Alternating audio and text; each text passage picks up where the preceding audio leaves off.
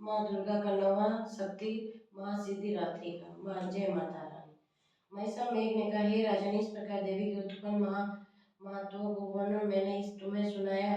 जगत में धारण करने वाली इस देवी को ऐसा ही प्रभाव है। वो देवी ज्ञान को देने वाली और भगवान विष्णु की इस समय माया के प्रभाव में तुम और वैश्व तथा अन्य विवेक की जन्म मोहित होते हैं रहते हैं और भविष्य में भी मोहित होंगे। हे राजन, तुम इसी पर परमेश्वरी की शरण में जाओ। यही देवी आराधना करके मनुष्य को भोग, शोण तथा मोक्ष प्रदान करती है। मार्कंडेय जी ने कहा, महिषा मेघ की यह बात सुनकर राजा शूर्तक ने उन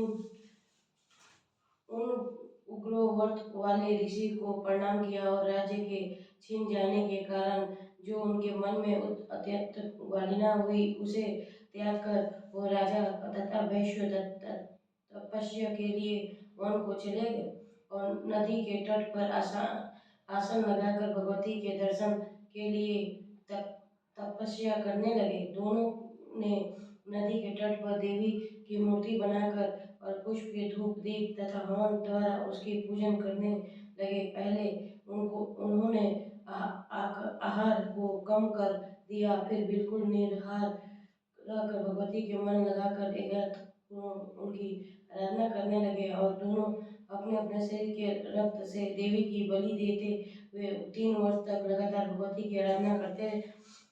3 वर्षों के पश्चात जगत की पालन करने वाली चंडिका ने उनको प्रत्येक दर्शन देकर कहा, देवी बोली, हे राजन तथा उनके कुल की प्रशंसा करने वाले वैश्य, तुम जिस वर की इच्छा करते हो वो मुझसे मांगो, वह वर मैं दूंगी, क्योंकि मैं तुम्हें अत्यंत प्रसन्न हूँ। मार्कंडेय जी कहते हैं, यह सुनकर राजा ने अगले जन्म में नष्ट न होने वाले अखंड राज्य और इस जन्म में बलपूर्वक अपने शत्रु पर नष्ट करने वाले पश्चात अपने पुनः राज्य प्राप्त करने के लिए भगवती का वरदान मांगा।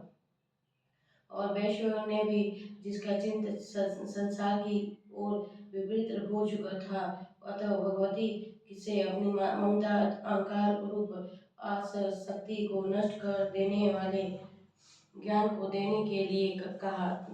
देवी ने कहा, हे राजन, तुम शीघ्र ही अपने शत्रुओं को मारकर पुनः अपना राज्य प्राप्त कर लोगे। तुम्हारा राज्य स्थिर रहने वाला होगा।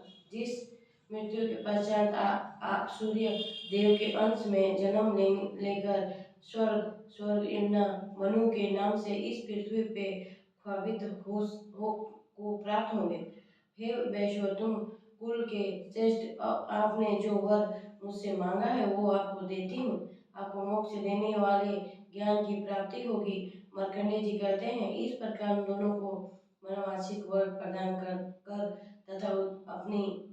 तथा उनसे अपनी स्तुति सुनकर भगवती अर्थध्यान हो गई और इस प्रकार क्षत्रिय के श्रेष्ठ और राजा सुत भगवान सूर्य देव से जन्म लेकर इस पृथ्वी पर सार्वजनिक मनु के नाम से ख्यात। बोलो माता रानी की जय।